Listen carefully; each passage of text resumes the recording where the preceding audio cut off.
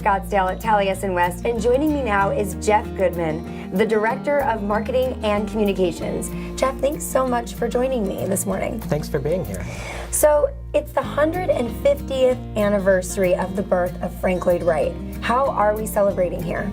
Yeah, so Frank Lloyd Wright's 150th birthday was back on June 8th, and we've been celebrating the whole year and will continue up until his next birthday. We really think the best way to celebrate Frank Lloyd Wright's birthday is to experience his work and his visionary creation. So we created a website. You can find it at our website, franklloydwright.org, where you can find out where a Frank Lloyd Wright property is near you and what events are happening to celebrate. And we really just encourage people to find a Frank Lloyd Wright property, go visit, take a tour, and get a true experience of the brilliance of Frank Lloyd Wright. Absolutely. Now, 150 years, his work has endured.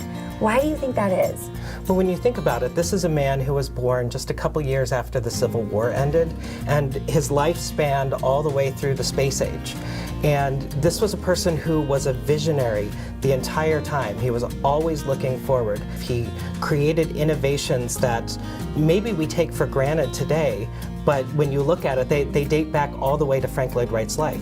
So he really defined how we build and how we live in America in a way that we get to experience the world around us. Jeff, why do you think Wright's work is more relevant today than ever? Frank Lloyd Wright was so far ahead of his time that only now is our technology really catching up to his brain. So there are a lot of ideas that he had that we really couldn't implement in his lifetime.